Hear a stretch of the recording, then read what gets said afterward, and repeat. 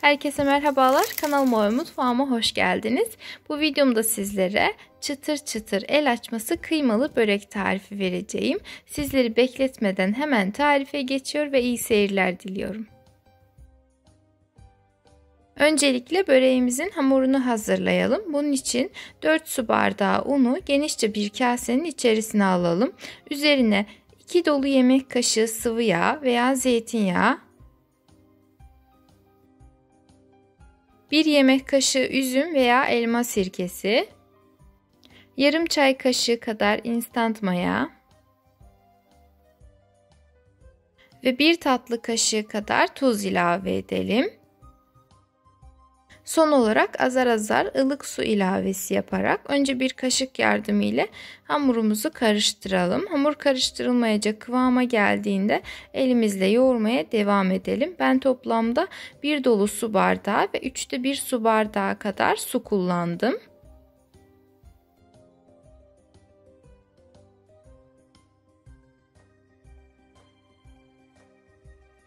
Hamuru birazcık toparladıktan sonra tezgahın üzerine alıp güzel bir kıvam alıncaya kadar yoğurmaya devam edelim.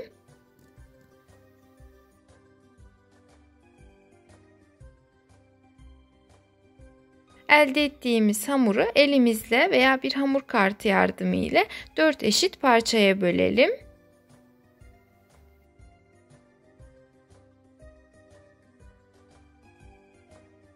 Elde ettiğimiz hamurları beze haline getirdikten sonra uygun bir kaba alıp içerisine bolca sıvı yağ ile yağlayalım ve bezeleri içerisine alalım.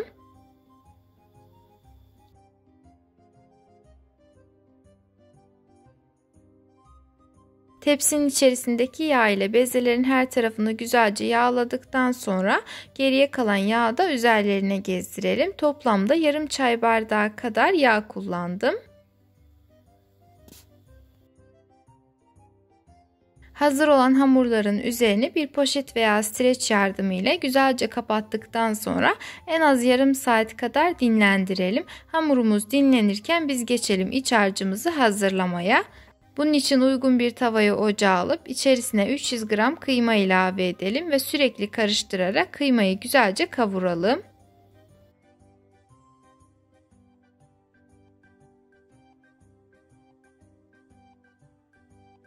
Kavrulan kıymanın üzerine 1 adet yemeklik doğramış olduğumuz kuru soğan ilave edelim. Bu aşamada kıymayı öncelikle kavurmamın sebebi fazladan yağ kullanmamaktı. Ben genellikle bu şekilde yaparım ama özellikle bu tarif için bu şekilde yapmanızı tavsiye ediyorum. Çünkü zaten yağlı bir hamurla uğraşacağımız için iç harcımızın da yağlı olmaması daha da iyi olacaktır. Şimdi tavanın ağzını bir kapakla kapatıp soğanlar yumuşayana kadar kısık ateşte iç harcımızı pişirelim. Yeterince piştikten sonra damak zevkimize göre baharat ilavesi yapalım. Ben tuz, karabiber, pul biber ve taze kişniş kullandım. Taze kişnişi çok az miktarda kullandım. Çünkü tadının çok fazla baskın olmasını istemedim. Dilerseniz taze kişniş yerine maydanoz da kullanabilirsiniz. Ve iç harcımızı şöyle bir karıştırdıktan sonra kıymayı bağlaması için üzerine birkaç dilim kaşar peyniri yerleştirelim ve kısık ateşte tencerenin kapağını kapatıp peynir eriyene kadar bekleyelim.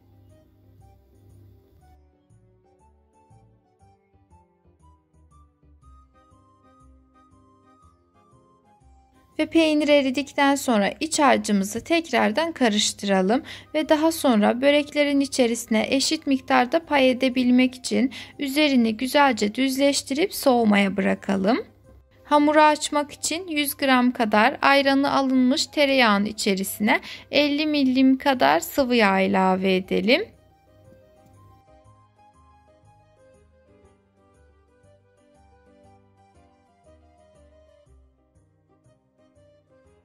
Dinlenmiş olan hamurlardan bir tanesini tezgahın üzerine alıp elimizle açalım.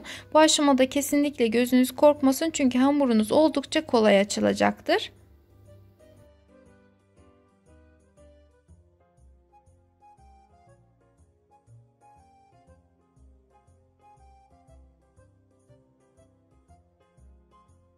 Hamuru açarken özellikle kenar kısımlarının olabildiğince ince olmasına dikkat edin.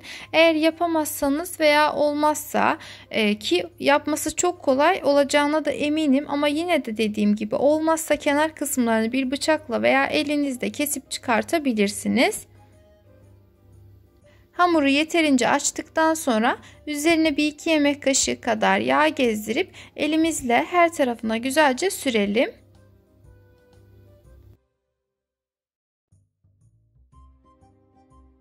Hamuru yağladıktan sonra üzerine nişasta serpiştirelim.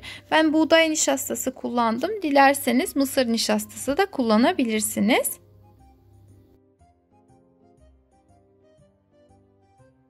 Açmış olduğumuz hamurun her iki tarafından içe doğru katlayalım.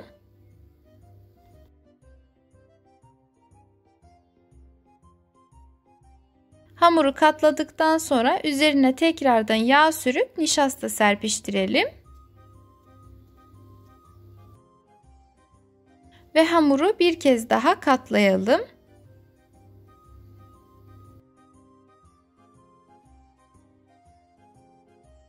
Her katlama sonrasında üzerine yağ sürüp nişasta serpiştirmeyi unutmayalım.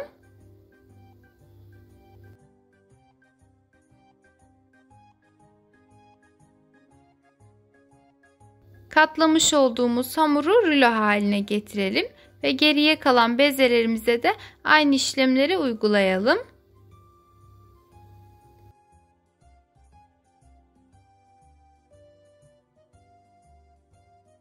Bezelerin tamamına aynı işlemi uyguladıktan sonra elde etmiş olduğumuz ruloları bir bıçak yardımı ile ikiye keselim.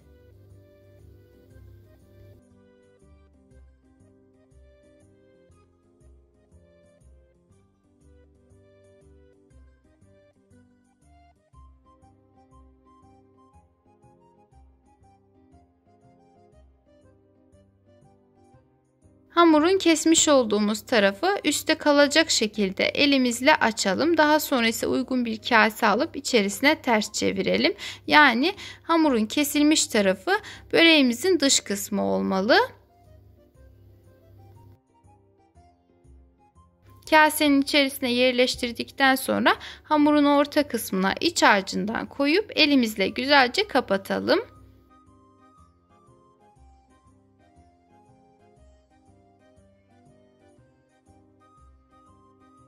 Kaseyi ters çevirerek böreğimizi içerisinden alıp fırın tepsisine yerleştirelim ve hamurun geriye kalanına da aynı işlemleri uygulayalım.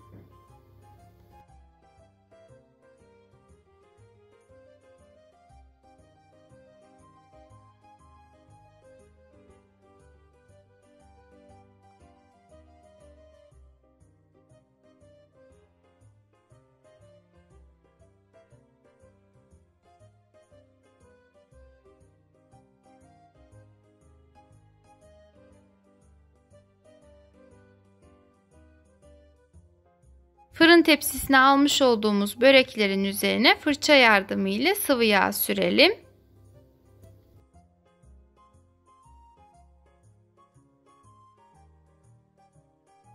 Hazır olan böreklerimizi 180 derece fırında altı ve üzeri kızarıncaya kadar pişirelim.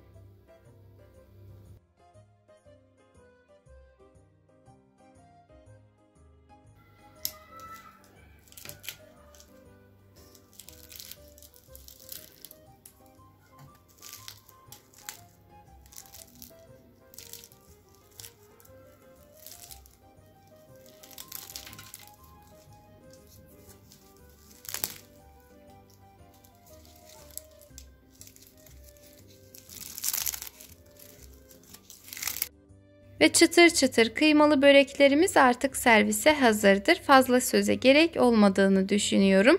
Umarım tarifimi denersiniz. Eğer beğendiyseniz lütfen beğeni butonuna tıklamayı, emoji dahi olsa yorum bırakmayı ve de hala kanalıma abone değilseniz abone olarak bildirim zilini açmayı unutmayın. Ki bir sonraki videolu tariflerimden haberdar olasınız. Kendinize çok iyi bakın. Allah'a emanet olun.